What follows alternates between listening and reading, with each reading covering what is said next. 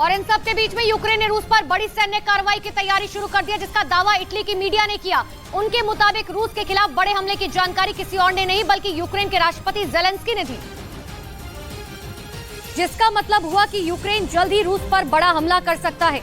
Italy की media के मुताबिक अपने यूरोपीय सहयोगियों से मुलाकात के दौरान ज़ेलेंस्की ने साफ कर दिया कि वो जल्द ही रूस के खिलाफ बड़ा कदम उठाएंगे।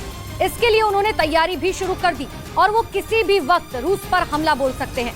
ज़ेलेंस्की का ये दावा है कि जब रूस पर यूक्रेन कार्रवाई करेगा तो पूरी दुनिया उसकी गवाह बनेगी, जिससे जुड़ा हुआ बड़ा कदम यूक्रेन जल्द उठाने वाला है। उसे भरोसा है कि इस हमले से वो पूरे रूस को हिला देगा और इस जंग में जीत हासिल करेगा।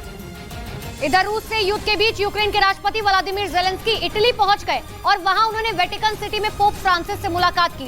इस दौरान उन्होंने पोप फ्रांसिस को बुलेट प्रूफ टी-शर्ट गिफ्ट की। उनकी और पोप की मुलाकात करीब 40 मिनट तक चली। युद्ध शुरू होने के बाद ज़ेलेंस्की पहली बार रोम के दौरे पर पहुंचे हैं, लेकिन इसी बीच कई बार फोन पर दोनों की बात हुई। पोप फ्रांसिस युद्ध खत्म कराने वाले एक शांति मिशन में भी शामिल रहे और 30 अप्रैल को हंगरी की यात्रा से लौटते वक्त फ्रांसिस ने कहा था, अभी एक मिशन है लेकिन वो सार्वजनिक नहीं है, जब ये सार्वजनिक होगा तो मैं इसका पर्दाफाश करूंगा।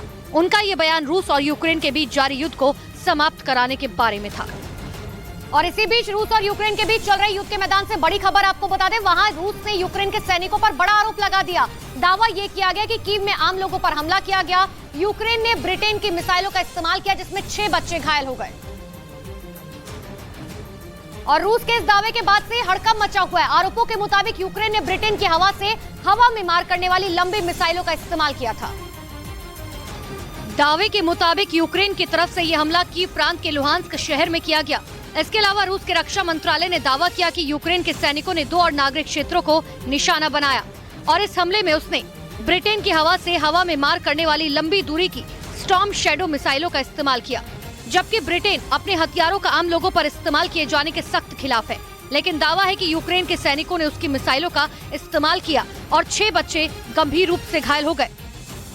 रूस के रक्षा मंत्रालय का दावा उसके सैनिकों के हमले में मारे गए यूक्रेन के सुखोई Su-24 और MiG-29 के बाद सामने आया, जिनके जरिए नागरिक क्षेत्रों में ब्रिटेन की लंबी दूरी तक मार करने वाली मिसाइलों को गिराए जाने की बात कही गई, जिसकी वजह से लुहांस्क की कई इमारतों को नुकसान पहुंचा और आम लोगों की जिंदगी पर भी खतरा मंडराने लगा।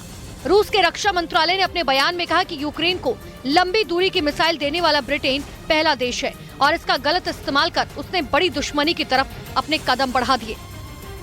उधर रूस के मीडिया ने यूक्रेन पर हमले का आरोप लगाया। दावा ये किया गया कि इस हमले में रूस के 2 फाइटर जेट और 2 जंगी हेलीकॉप्टर तबाह हो गए, जिसका वीडियो भी जारी किया गया, जिसमें हमले के बाद एक इमारत के पास से धुएं का गुबार उठता दिखा। बताया गया कि रूस के विमान पर यह हमला यूक्रेन बॉर्डर के करीब हुआ, जिसमें रूस के सुखोई 34, सुखोई 35 और 2 MiG-8 हेलीकॉप्टर को निशाना बनाया गया। बताया गया कि फाइटर को निशाना तब बनाया गया जब वो चार्नोहीव में हमले की फिराक में थे, जबकि 2 हेलीकॉप्टर बैकअप के लिए थे।